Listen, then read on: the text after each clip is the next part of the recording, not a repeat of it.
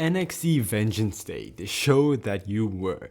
Now granted, the show blew away my expectations. I went into it thinking it was just going to be a mid-show, but it ended up being surprisingly good. But before we even get into the review of it, I have to admit there was a lot of things that put me off about the show. Number one, being that it was just in a performance center. That really made it feel low stakes. And they recently did that with Evolve Succession too, just had it in the Evolve arena. It doesn't look good, especially when you put a major title to the show like Succession, like Vengeance Day, where it has to feel like a pay-per-view. It just feels too small to be in your regular arena. And obviously going into it, we all knew that's where it was going to be, but it just seeing it makes you fully realize how bad it actually is. Again, it didn't bring the match quality down, just visually. It made me feel like this could have been a regular episode of NXT. And that brings me to the other point, that the 5-match card just is not working at all. I know they do it with the main roster, and when you have events like Deadline, it makes sense to just have 5 matches. I can buy into that because there's a lot of people on the card, there's a lot of special matches. That's okay, but when it's just this type of pay-per-view, if you want to call it that even, it doesn't feel right. Especially since almost half of the matches on the card, me personally, I was not into, just made me go into the show not feeling totally positive about it. Again, like I said at the very start, I did end up enjoying pretty much all of it. It's just the match card in the arena kind of from the start just made me feel like kind of give me a bit of an ick. Thankfully, we started off this event with a match I actually do care about, the feud between Jada Parker and Blake Monroe in a street fight, and this was a fantastic match. I really loved it. They didn't go too extreme, I thought they would, but then again, this feud hasn't been built up to that level.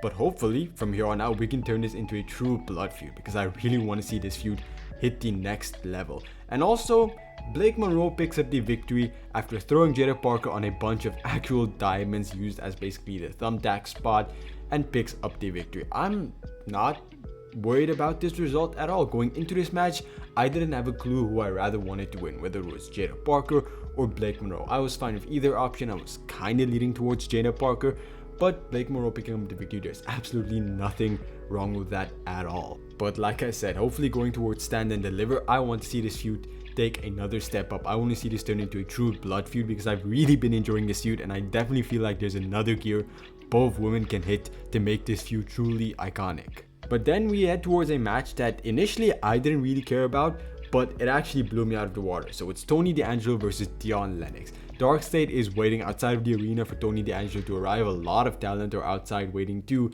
to see what happens. So Tony D'Angelo arrives. They take this guy out of a car. They think it's Tony D'Angelo.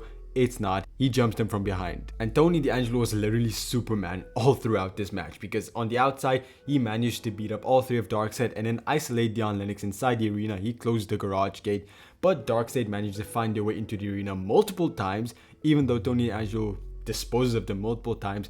But eventually, it seems like they're overpowering Tony D'Angelo. But then honestly, the biggest moment of the night for me, where I had the biggest pop, is when OTM stops DarkState from hitting Tony D'Angelo with a crowbar.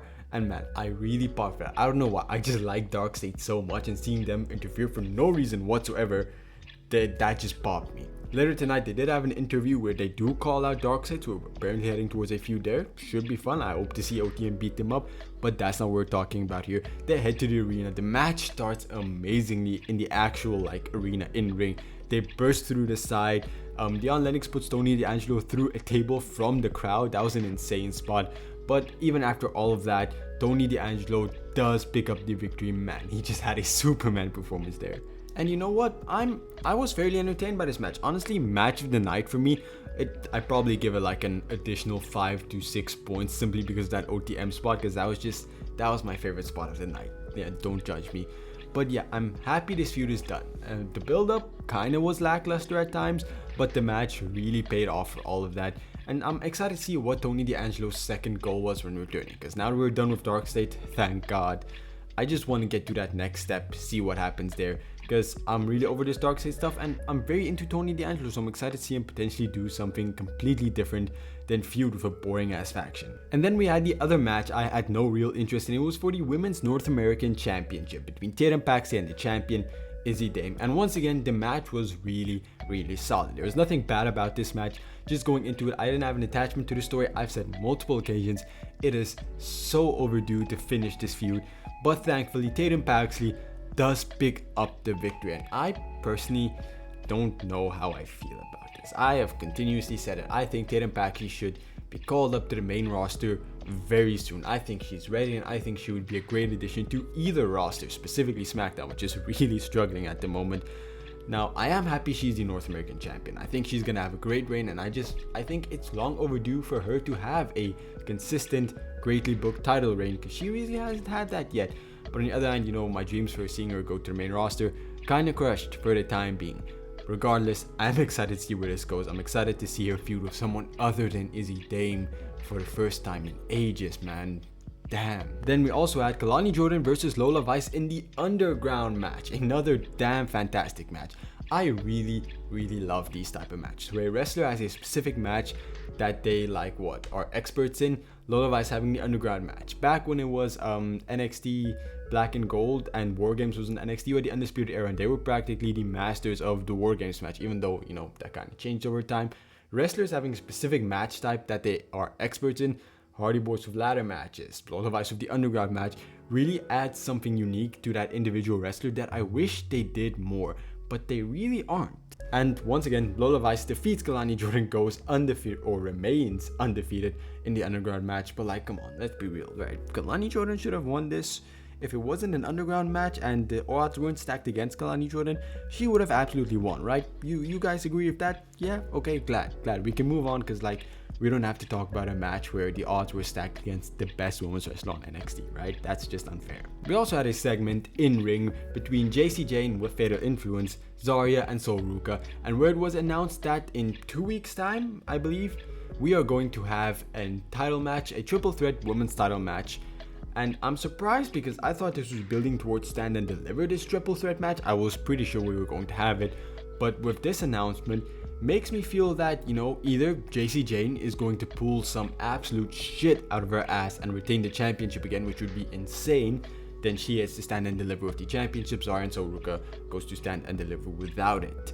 Or either one of Sol Ruka, probably Sol Ruka or Zarya, wins that championship, and then we have Sol Ruka and Zarya at Stand and Deliver for that championship. Because if Sol Ruka wins, she's probably going to lose at Stand and Deliver and go up to the main roster. A call-up feels imminent. So I'm really excited to see where this goes. I'm truly conflicted on the result, because I could see it go either way, and I've made myself a personal promise to never doubt JC Jane again, because somehow she always wins, even when I don't want her to, even when I don't expect her to, even when the odds feel absolutely against her. She always pulls it off. So I'm not gonna say she's gonna lose. That would just be stupid. And then in the main event, we had Ricky Saints versus Ethan Page. Beforehand, we had a segment where Ricky Saints was asking Ethan Page where he was last week and why he didn't help him against Joe Henry, and then told Ethan Page he needs to help him tonight so Ricky Saints can become a 2-time NXT champion. Ethan Page was not fully here. Ethan Page was thinking about 2-time NXT champion, but he wasn't thinking about Ricky Saints being a 2-time NXT champion. And I've seen reports of saying that Stand and Deliver, we're gonna have a triple threat match, which is gonna be Saints versus Page versus Henry for the World Heavyweight Championship. And I didn't see how that happened or see how that could be booked up to. And then I watched the segment and realized, man, it's Ethan Page. It's Ethan Page, that's all you need to know to make this story work. And then we had a truly great main event. Again, by this time, I wasn't fully checked into this match, but it was a fairly good match.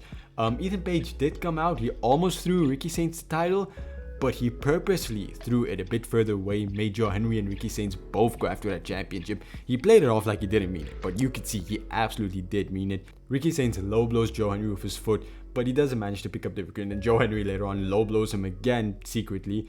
And I love that. I love that we have a Joe Henry who is a heel, he's a face who doesn't mind doing heelish stuff. I love that. I know someone like Cody Rhodes would never do that stuff, and even when that happens, it doesn't feel sincere to his character. With Joe Henry, it felt like, yeah, Joe Henry would absolutely do this, and he's more entertaining and an even more entertaining babyface because of it. So Joe Henry retains, and he's heading to Stand and Deliver as champion, likely against Ethan Page and Ricky Saints, which should be an amazing matchup. So if I have to give NXT Stand and Deliver a rating, I would honestly give it a solid 8 out of 10. And again, some of the matches just weren't interesting to me, And I'm not going to say that brought the show down, but I definitely think if the feuds were better booked or more interestingly booked, the show would have been a 10 out of 10 breakout. But simply because they weren't, I can't give it that. So an 8 out of 10 feels solid because all the matches were good, the storytelling in the matches were good, the results are all understandable and the best results they could have given. So, I'm gonna give it an 8 out of 10. If you like this review, leave a like, subscribe. I cover NXT, TNA, and Evolve every single week. I also have a podcast with PWF where we sit and talk about Evolve for about 2 hours. So you should check that out too. So leave a like, subscribe, do all the YouTube things, and I hope to see you again soon. Goodbye, everyone.